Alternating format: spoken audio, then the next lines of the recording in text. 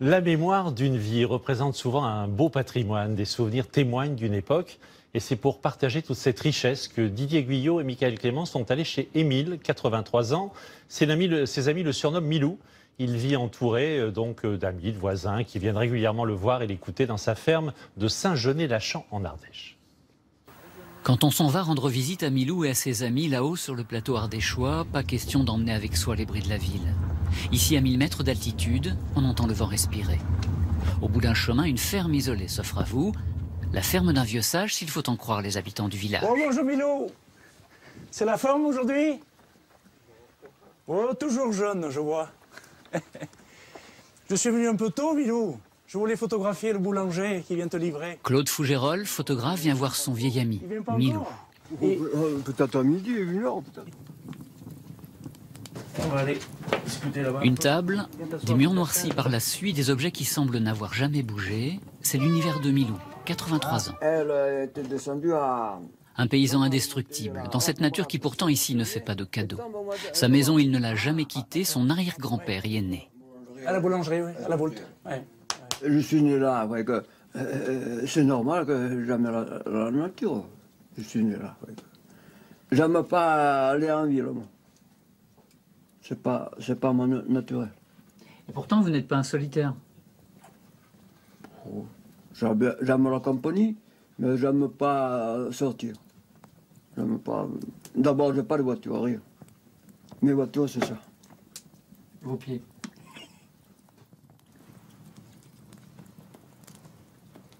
En vie comme autrefois. Comme il y a 200 ou 300 ans.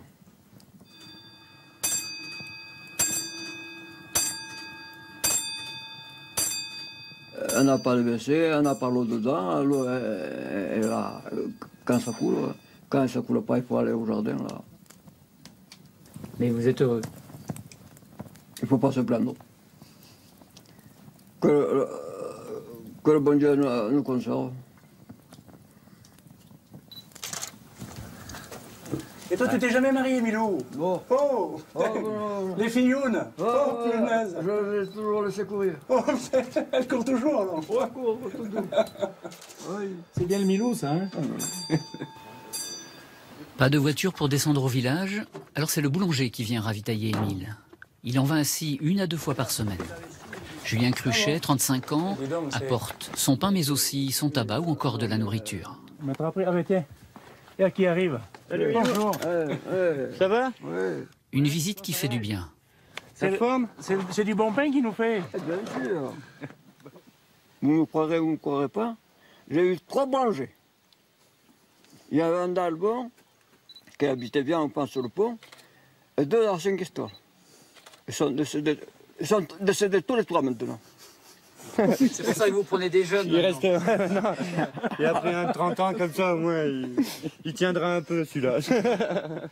Quand l'hiver approche, Milou aime fendre son bois et pas question que quelqu'un d'autre le fasse pour lui. C'est son secret pour rester en forme. On a 50 ans de différence à 1 an près. Ça fait 7 ans que je viens et je sais pas, on trouve toujours quelque chose à se dire. Oui. La pluie, le beau temps, Oui. la vie en général, le jardin. On parle de tout, de rien. Ouais, il n'y a pas de sujet. Il me parle des fois de son enfance, autour d'un verre en règle générale. Tous les 10 kilomètres. Quelque chose près. Un couteau, des gestes précis, beaucoup de patience. Pour passer le temps, Milou s'installe parfois dehors pour confectionner des paniers. On croit bien qu'on bureau, on ne peut pas les pognatres. Mais... Et c'est en patois qu'il discute avec Henri, 84 ans, son copain d'école. Les parents, ils nous parlaient patois. Oui. Alors... On essaie en patois. On ne connaissait pas le français, autrefois. Oui. C'était la première langue. Oui. Tous les deux, avec du châtaignier, ils en ont fait des paniers.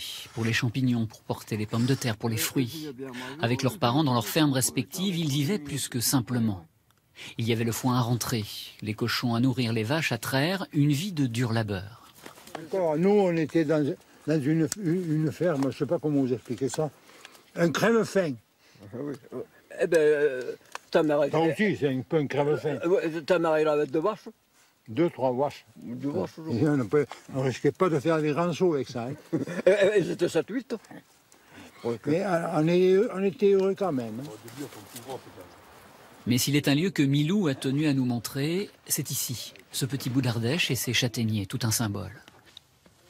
Ma tante, elle avait donné le terrain à mon père, que puis mon père l'a passé à mon frère. On l'a ramassé peut-être pendant 10 ans, là derrière. Du temps de Milou, il y en avait bien plus des châtaigniers. Et aujourd'hui, il reste que la moitié de ce qu'il y avait, même pas. C'est vraiment le symbole de... Ah oui. Ça a sauvé l'Ardèche de la famille, notamment des fois, ça. Ce premier saucisson, là, alors. Ça, c'est celui des centres sud Milou. Le bois a été coupé, les filets sont tendus. Il est temps de faire une pause bien méritée. Et c'est bien évidemment autour de la table de Milou que tout le monde se retrouve. Le cendre Milou, c'est bon, hein. Il est bon. Putain, il se secouait comme un canard. Un Milou toujours prêt à raconter ses histoires et ses anecdotes.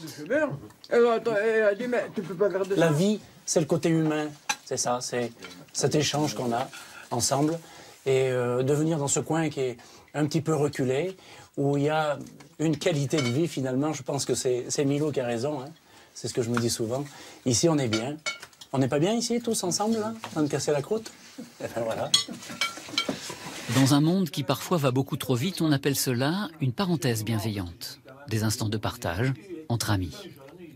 Milou le dit souvent, vous savez là-haut, il n'y a pas grand-chose.